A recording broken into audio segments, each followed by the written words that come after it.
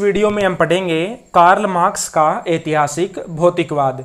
तो ऐतिहासिक भौतिकवाद में हम सबसे पहले पढ़ेंगे इसकी भूमिका, उसके बाद में इतिहास की अवस्थाएं या जो सामाजिक विकास है उसकी अवस्थाएं, उसके बाद में ऐतिहासिक भौतिकवाद के निष्कर्ष और सबसे लास्ट में पढ़ेंगे इसकी आलोचना।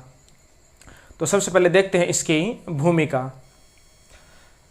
कार्ल मार्क्स के ऐतिहासिक भौतिकवाद को इतिहास की आर्थिक व्याख्या या इतिहास की भौतिकवादी व्याख्या भी कहा जाता है।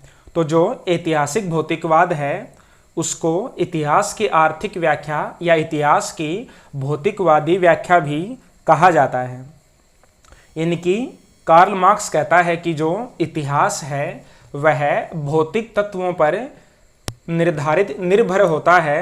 जैसे जैसे भौतिक तत्व बदलते जाते हैं या जो आर्थिक तत्व हैं या जो उत्पादन की प्रणाली है वो बदलती जाती है, तो उसी प्रकार इतिहास की अवस्थाएं भी बदलती जाती हैं।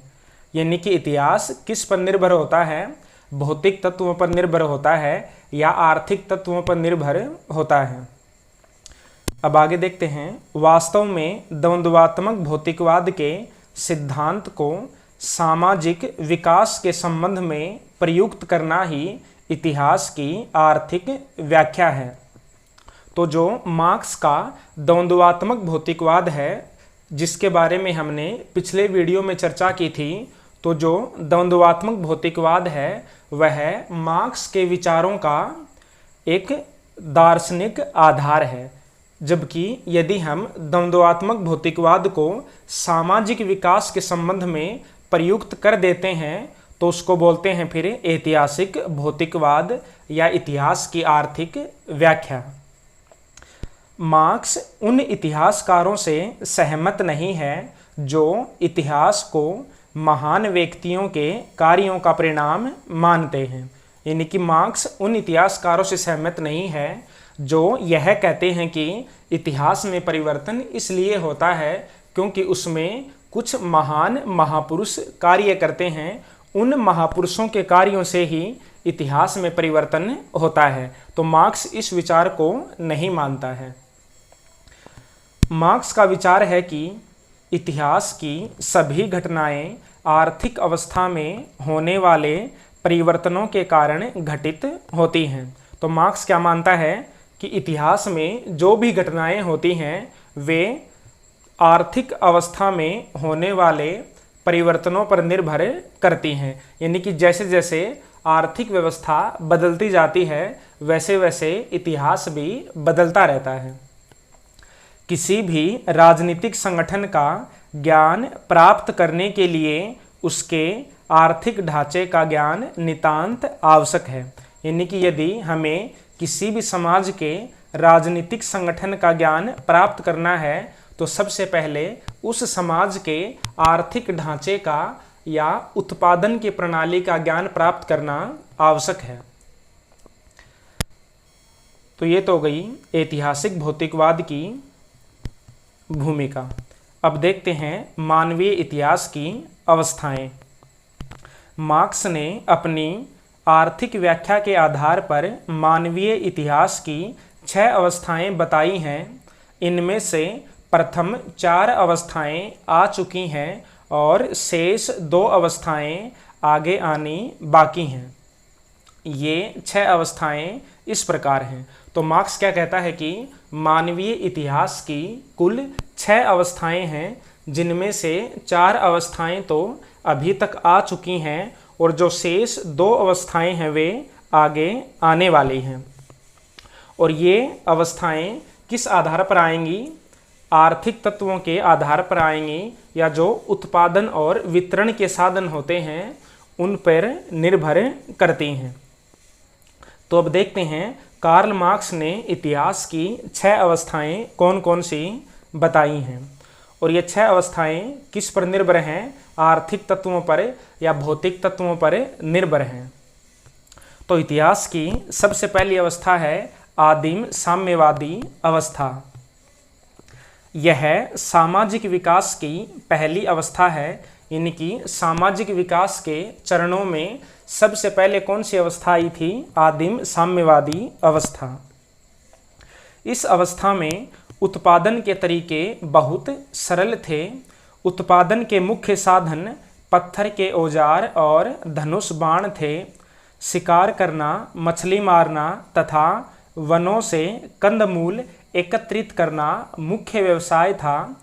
भोजन प्राप्त करने और जंगली जानवरों से अपनी रक्षा करने के लिए मनुष्य झुंड बनाकर साथ साथ रहते थे। इस अवस्था में उत्पादन के साधनों पर समस्त समाज का सामूहिक स्वामित्व होता था। इस अवस्था में निजी संपत्ति, विवाह प्रथा तथा परिवार प्रथा नहीं थी। सभी व्यक्ति समान थे। कोई किसी का शोषण करने की स्थिति में नहीं था। इसलिए मार्क्स के द्वारा इसे साम्यवादी अवस्था कहा गया है। तो मार्क्स ने ये जो आदिम व्यवस्था है इसको साम्यवादी अवस्था इसलिए कहा है क्योंकि इस अवस्था में कोई किसी का शोषण नहीं करता था, क्योंकि जो उत्पादन के साधन थे उन पर सभी का स्वामित्व था। निजी संपत्ति और परिवार तथा विवाह प्रथा का प्रचलन नहीं था। कोई किसी का शोषण नहीं करता था। सभी व्यक्ति समान थे। तो इसलिए कार्ल मार्क्स ने इस अवस्था को साम्यवादी अवस्था कहा है। तो ये हो गई सामाजिक विकास की पहली अवस्था, आदिम साम्यवादी अवस्था। अब दूसरी है दास अवस्था। धीरे धीरे भौतिक परिस्थितियों में परिवर्तन हुआ। अब व्यक्ति खेती और पशुपालन करने लगे और दस्तकारियों का उदय हुआ। तो दस्तकारियों का मतलब होता है जो हाथ से वस्तुएं बनाते हैं।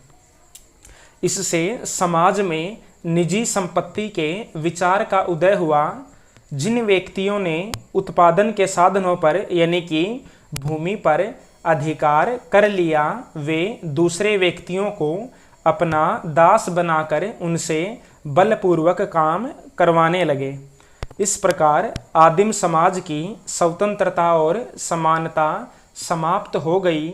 समाज स्वामी और दास के दो अलग अलग वर्गों में विभाजित हो गया और शोषण का प्रारंभ हो गया। इस आर्थिक व्यवस्था के अनुरूप ही राजनीतिक संगठन स्थापित हुए। तो सामाजिक विकास की दूसरी अवस्था कौन सी है? दास अवस्था।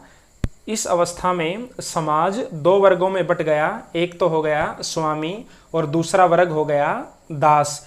जो उत्पादन के साधन थे उन पर किसका अधिकार था? स्वामी का अधिकार था। और स्वामी के यहाँ कार्य कौन करता था? दास करता था। और स्वामी दास का शोषण करता था। तो ये हो गई दूसरी अवस्था। यानी कि कार्ल मार्क्स के अनुसार जो पहली अवस्था है उसमें कोई किसी का शोषण नहीं करता था, लेकिन उसके बाद जो दास अवस्था आई उसमें स्वामी वर्ग दास का शोषण करने लगा। तो मार्क्स मानता है कि आदिम साम्यवादी अवस्था के बाद प्रत्येक अवस्था में दो वर्ग पाए जाने लगे, एक शोषक वर्ग, दूसरा शोषित वर्ग। तो जिस वर्ग का उत्पादन के साधनों पर अधिकार था वह वर्ग क्या कहलाया? शोषक वर्ग। और दूसरा वर्ग कौन सा हुआ? शोषित वर्ग। अब तीसरी अवस्था है सामंती अवस्था। जब उत्पादन के साधनों में उन्नति हुई तो लोहे के हल और करघे का चलन हुआ। करघा मतलब जिससे कपड़े बुनते हैं, जिसको हम चरखा बोलते हैं। तो करघे का चलन हुआ और कृषि, बागवानी तथा कपड़ा बनाने के उद्योगों का विकास हुआ। दास प्रथा के स्थान पर नए प्रकार के उत्पादन संबंध कायम हुए जो सामंती व्यवस्था के नाम से जाने जाते हैं। इस सामंती अवस्था में सामंत उत्पादन के साधनों के स्वामी थे, लेकिन भूमि पर खेती करने का कार्य किसान और श्रमिक करते थे। तो तीसरी अवस्था कौन सी है? सामंती अवस्था। इसमें शोषक वर्ग कौन होता था? सामंत होता था। और शोषित वर्ग कौन होता था? किसान और श्रमिक होते थे। यानी कि समाज दो वर्गों में बट गया, शोषक वर्ग और शोषित वर्ग। अब ये प्रक्रिया जब आगे चलती है तो चौथी अवस्था कौन सी आती है? पूंजीवादी अवस्था। अब पूंजीवादी अवस्था देखते हैं। 18वीं सदी के अंतिम वर्षों में औद्योगिक क्रांति हुई जिसने उत्पादन के साधनों में आमूल परिवर्तन कर दिया। आमूल का मतलब होता है क्रांतिकारी या फिर अचानक से तेज गति से परिवर्तन हो जाना। इस अवस्था में पूंजीपति उत्पादन के साधनों का स्वामी होता है, लेकिन वस्तुओं के उत्पादन का कार्य श्रमिकों द्वारा किया जाता है। यानी कि जो उत्पादन के साधन होते हैं उन पर किसका नियंत्रण होता है? पूंजीपतियों का नियंत्रण होता है, लेकिन उन उत्पादन के साधनों के द्वारा उत्पादन करने का कार्य कौन करता है? श्रमिक वर्ग करता है। श्रमिकों के पास उत्पादन के साधन नहीं होते और वे भूख से बचने के लिए श्रम बेचने को बाध्य होते हैं। यानी कि जो श्रमिक वर्ग होता है वह अपनी पेट की भूख शांत करने के लिए अपने श्रम को बेचता है, अपने मेहनत को बेचता है और पूंजीपतियों के यहाँ कार्य करता है। अतः वे यानी कि श्रमिक पूंजीपतियों के भयंकर शोषण के शिकार होते हैं। इस शोषण के कारण दो वर्गों बुर्जुआ शोषक वर्ग और सर्वहारा शोषित वर्ग के बीच संघर्ष की स्थिति उत्पन्न हो जाती है। यानी कि जो इतिहास की चौथी अवस्था है पूंजीवादी अवस्था है, उसमें दो वर्ग बन जाते हैं। एक तो पूंजीवादी जिसको बुर्जुआ शोषक वर्ग कहा जाता है और दूसरा श्रमिक वर्ग जिसको सर्वहारा वर्ग कहा जाता है। सर्वहारा का मतलब सब कुछ हारा हुआ, यानी कि जिसके पास कुछ भी ना हो, और वो कौन होता है? श्रमिक वर्ग या मजदूर वर्ग। तो इसमें शोषक वर्ग कौन था? पूंजीपति वर्ग था जिसको बुर्जुआ वर्ग भी कहा जाता है। और शोषित वर्ग कौन था? जिसका शोषण हो रहा था वो कौन था? सर्वहारा वर्ग था। और इन दोनों वर्गों में संघर्ष शुरू हो गया।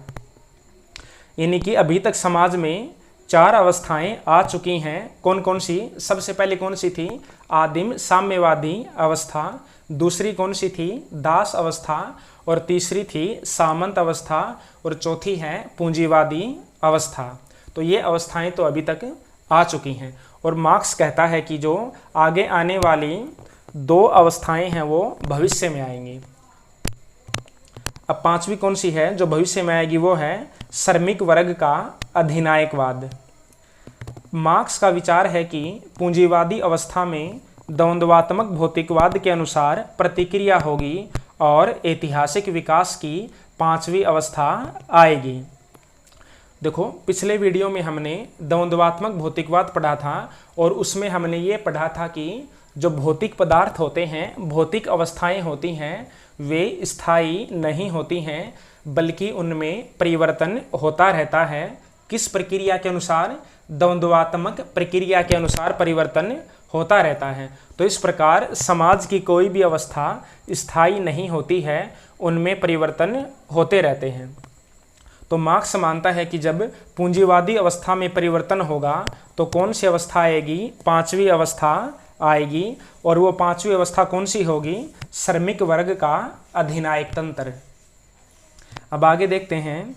इस अवस्था में श्रमिक वर्ग उत्पादन के सभी साधनों पर अधिकार करके पूंजीवाद का अंत कर देगा और श्रमिक वर्ग का अधिनायक तंत्र स्थापित हो जाएगा। यानी कि जो पूंजीवादी अवस्था है उसके विरुद्ध श्रमिक वर्ग क्रांति करेगा और जो पूंजीवादी तत्व हैं उनको नष्ट कर देगा, पूंजीपतियों को समाप्त कर देगा। इस अवस्था में राज्य शक्ति का प्रयोग पूंजीवाद के अवशेष तत्वों को नष्ट करने में किया जाएगा। तो पूंजीवाद के बाद में पांचवी अवस्था कौन सी आएगी? सर्वहारा वर्ग का अधिनायक तंत्र या सर्वहारा वर्ग की तानाशाही। और ये सर्वहारा वर्ग की तानाशाही क्यों आवश्यक होगी? क्योंकि जो पूंजीवाद के शेष अवशेष हैं उनको समाप्त करने के लिए राज्य शक्ति की आवश्यकता पड़ेगी। तो राज्य शक्ति का प्रयोग पूंजीपतियों के विरुद्ध कौन करेगा? सर्वहारा वर्ग करेगा या श्रमिक वर्ग करेगा। तो ये हो गई पांचवी अवस्था। अब है छठी अवस्था। तो छठी कौन सी है? साम्यवादी अवस्था। पूंजीवादी तत्वों के पूर्ण विनाश के पश्चात मानवीय इतिहास की अंतिम अवस्था साम्यवादी अवस्था आएगी। ये जो साम्यवादी समाज है यह राज्य विहीन और वर्ग विहीन होगा। यानी कि साम्यवादी समाज कैसा होगा? राज्य विहीन और वर्ग विहीन, यानी कि न ही तो राज्य होगा और न ही वर्ग रहेंगे। राज्य एक वर्गीय संस्था है, अतः वर्ग विहीन समाज में राज्य स्वतः ही लुप्त हो जाएगा या समाप्त हो जाएगा। तो मार्क्स क्या मानता है कि राज्य एक वर्गीय संस्था है, यानी कि जिस वर्ग के पास उत्पादन के साधन होते हैं उसी वर्ग के पास राज्य होता है, और वह उस राज्य का प्रयोग जो श्रमिक वर्ग है उसको शोषित करने के लिए या उसका शोषण करने के लिए करता है। तो जब समाज में वर्ग ही नहीं रहेंगे, दो प्रकार के वर्ग ही नहीं होंगे, तो राज्य की आवश्यकता नहीं पड़ेगी। राज्य अपने आप ही खत्म हो जाएगा, अपने आप ही समाप्त हो जाएगा।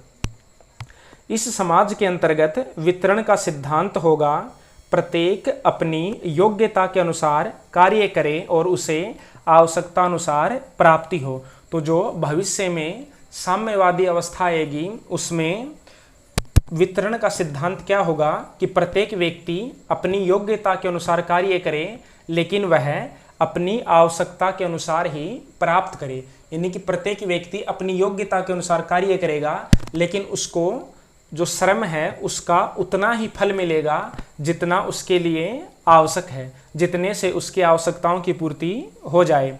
तो ये हो गई ऐतिहासिक विकास की 6 अवस्थाएं। सबसे पहले कौन सी थी? आदिम साम्यवादी अवस्था। दूसरी कौन सी थी? दास अवस्था। तीसरी कौन सी थी? सामंत अवस्था। और चौथी थी पूंजीवादी अवस्था। और पांचवी कौन सी थी? सर्वहारा वर्ग का अधिनायक तंत्र। और छठी कौन सी थी? साम्यवादी अवस्था। अब देखते हैं इतिहास की आर्थिक व्याख्या के निष्कर्ष।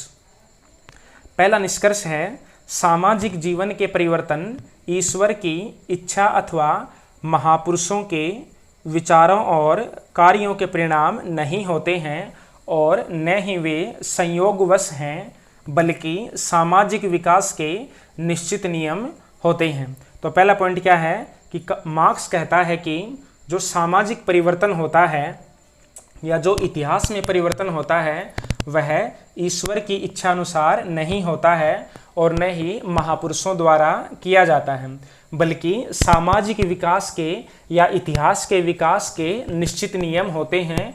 उन्हीं नियमों के अनुसार सामाजिक अवस्थाओं में परिवर्तन होता रहता है। यानी कि जो मार्क्स 6 अवस्थाएं बताता है इतिहास की, मार्क्स कहता है कि जो ये 6 अवस्थाएं हैं ये निश्चित नियम के अनुसार एक के बाद एक आती रहती हैं। दूसरा पॉइंट है, प्रत्येक युग की समस्त सामाजिक व्यवस्था पर उसी वर्ग का आधिपत्य होता है जिसे उत्पादन के साधनों पर स्वामित्व प्राप्त हो। यानी कि जिस वर्ग के पास उत्पादन के साधन होते हैं, आर्थिक साधन होते हैं, उसी वर्ग का सामाजिक व्यवस्था पर आधिपत्य होता है, प्रभुत्व होता है। उसी वर्ग के विचारों के अनुसार राजनीतिक संगठन स्थापित होते हैं, साहित्य की रचना की जाती है। तीसरा पॉइंट है, समस्त सामाजिक व्यवस्था उत्पादन की स्थिति पर निर्भर करती है। उत्पादन की स्थिति में परिवर्तन हो जाने पर विद्यमान राज्य शोषक वर्ग की आवश्यकताओं को पूरा नहीं कर पाता है, इसलिए राज्य की प्रकृति में परिवर्तन हो जाता है। तो राज्य की प्रकृति में परिवर्तन क्यों होता है? क्योंकि जब उत्पादन के साधन बदल जाते हैं तो जो विद्यमान राज्य है वह शोषक वर्ग की आवश्यकताओं को पूरा नहीं कर पाता है, इसलिए शोषक वर्ग अपनी इच्छानुसार या अपने उद्देश्य की प्राप्ति के लिए राज्य की प्रकृति में परिवर्तन कर देता है। अब देखते हैं चौथा पॉइंट।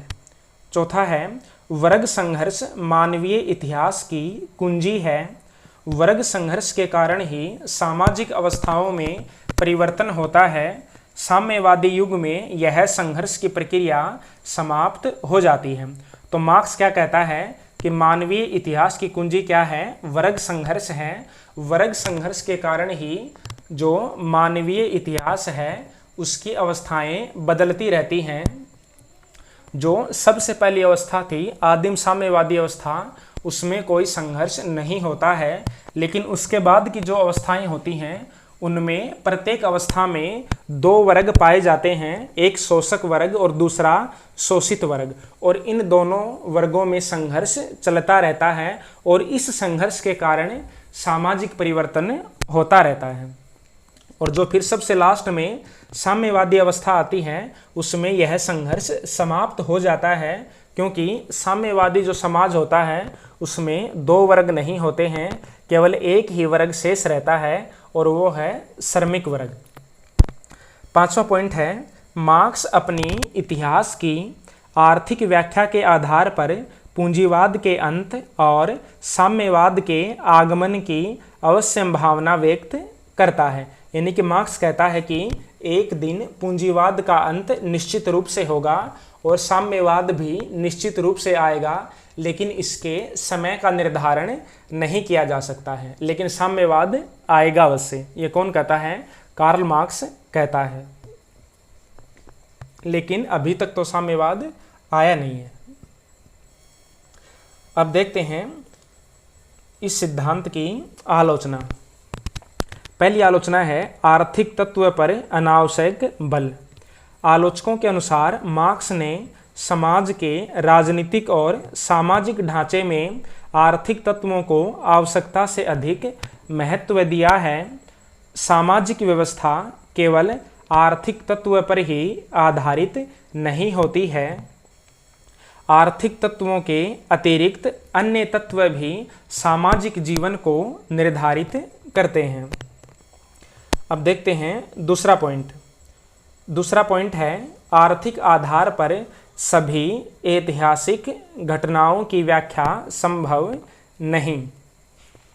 प्रत्येक ऐतिहासिक घटना का आधार आर्थिक तत्व नहीं माना जा सकता। 1914 के प्रथम विश्व युद्ध का कारण आर्थिक साम्राज्यवाद अवश्य था, लेकिन इसमें राष्ट्रीय विचारों का संघर्ष भी महत्वपूर्ण था। महाभारत का युद्ध भी आर्थिक तत्वों का परिणाम नहीं था। इसी प्रकार बुद्ध के संन्यास, मराठों के पतन, भारत का विभाजन आदि घटनाओं की आर्थिक व्याख्या नहीं की जा सकती है। तो दूसरी आलोचना क्या है कि इतिहास की प्रत्येक घटना आर्थिक तत्वों पर आधारित नहीं होती है, जबकि कार्ल मार्क्स क्या कहता है कि जो इतिहास में जो भी परिवर्तन होते हैं, जो भी घटनाएं होती हैं, वे आर्थिक तत्वों पर निर्भर करती हैं। लेकिन मार्क्स का यह विचार सही नहीं है। तीसरी आलोचना है इतिहास के निर्धारण में संयोग के तत्व की उपेक्षा। मार्क्स द्वारा प्रस्तुत इतिहास की आर्थिक व्याख्या में संयोग के तत्व को भुला दिया गया है, जो कि मानवीय इतिहास के निर्धारण में सदैव ही प्रमुख तत्व रहा है। यानी कि मार्क्स क्या कहता है कि जो सामाजिक विकास है वह संयोगवश नहीं होता है, बल्कि उसके निश्चित नियम होते हैं। अब आगे देखते हैं कि जो इतिहास की घटनाएं हैं उनमें संयोग का तत्व किस प्रकार मुख्य भूमिका निभाता है। यदि 1917 में जर्मनी सरकार ने लेनिन को रूस जाने की आज्ञा न दी होती तो रूसी क्रांति का रूप कुछ और ही होता। यानी कि जो 1917 में रूसी क्रांति हुई थी, रूस में जो क्रांति हुई थी उसका नेतृत्व किसने किया था? लेनिन ने किया था। लेकिन लेनिन ने नेतृत्व कब किया? जब जर्मनी की सरकार ने लेनिन को रूस जाने की इजाज़त दी। और यदि जर्मनी की सरकार ने लेनिन को रूस जाने की आज्ञा न दी होती तो लेनिन वहाँ पर क्रांति भी नहीं कर पाता। ब्रिटिश शासन व्यवस्था में संसद और मंत्रिमंडल जैसी महत्वपूर्ण संस्थाओं का विकास संयोग का ही परिणाम है। यानी कि जो बहुत सारी संस्थाएं होती हैं या बहुत सारी घटनाएं होती हैं वे संयोग के कारण भी होती हैं, लेकिन मार्क्स संयोग को महत्व नहीं देता है। अब देखते हैं चौथी आलोचना। चौथी आलोचना है मानवीय इतिहास के कालक्रम का निर्धारण संभव नहीं। मार्क्स ने आर्थिक व्याख्या के अंतर्गत इतिहास का काल विभाजन कर दिया है। उसके अनुसार यह काल विभाजन दास युग, सामंतवादी युग, पूंजीवादी युग, सर्वहारा वर्ग का अधिनायकवाद और फिर साम्यवादी युग के क्रम में है। यानी कि मार्क्स कहता है कि जो इतिहास का काल विभाजन है वह किस क्रम में है कि सबसे पहले दास अवस्था आती है, उसके बाद में सामंती अवस्था आती है, उसके बाद में पूंजीवादी अवस्था आती है और सबसे लास्ट में क्या आता है, साम्यवादी अवस्था आती है। यानी कि इतिहास इसी क्रम में गति करता है। इस प्रकार सर्वहारा वर्ग का अधिनायकवाद पूंजीवाद के पूर्ण विनाश के बाद आना चाहिए, लेकिन वास्तव में ऐसा नहीं हुआ है। यानी कि जो मार्क्स का इतिहास का क्रम है, अगर उस हिसाब से देखें तो पूंजीवादी अवस्था के बाद कौन सी अवस्था आएगी, साम्यवादी आएगी। यानी कि पहले पूंजीवादी अवस्था आनी आवश्यक है, फिर ही साम्यवादी अवस्था आ सकती है, लेकिन वास्तव में ऐसा नहीं हुआ है। 1917 की रूसी क्रांति से पहले रूस एक पूंजीवादी राज्य नहीं बल्कि एक कृषि प्रधान राज्य था। यानी मार्क्स क्या कहता है कि जब पूंजीवादी जो अवस्था होती है उसमें जब संघर्ष होता है, उसके बाद में सर्वहारा वर्ग का अधिनायक तंत्र आता है और उसके बाद में साम्यवाद आता है। लेकिन रूस में जो सर्वहारा वर्ग का अधिनायक तंत्र है वह सीधे कृषि प्रधान राज्य से ही आया था, न कि पूंजीवादी राज्य से। जब रूस में रूसी क्रांति हुई थी उस समय रूस पूंजीवादी राज्य नहीं था बल्कि एक कृषि प्रधान राज्य था। तो इस प्रकार जो कार्ल मार्क्स का इतिहास का निर्धारण है वह सही साबित नहीं होता है। अब देखते हैं पांचवी आलोचना। पांचवी है राजनीतिक सत्ता का एकमात्र आधार आर्थिक सत्ता नहीं है। मार्क्स का यह कहना भी सही नहीं है कि राजनीतिक सत्ता पर उसी वर्ग का नियंत्रण होता है जिसके पास आर्थिक शक्ति होती है। इतिहास से यह बात स्पष्ट है कि शक्ति प्राप्त करने का एकमात्र साधन आर्थिक ही नहीं होता है। प्राचीन काल में भारत में ब्राह्मणों और मध्यकालीन यूरोप में पोप ने धार्मिक तत्वों के आधार पर शक्ति प्राप्त की थी। यानी कि कार्ल मार्क्स कहता है कि जो राजनीतिक शक्ति है वह उसी वर्ग के पास होती है जिस वर्ग के पास आर्थिक शक्ति होती है। लेकिन मार्क्स का यह कहना सही नहीं है। जैसे कि प्राचीन काल में ब्राह्मणों के पास कोई आर्थिक शक्ति नहीं थी, फिर भी उनके पास राजनीतिक शक्ति होती थी।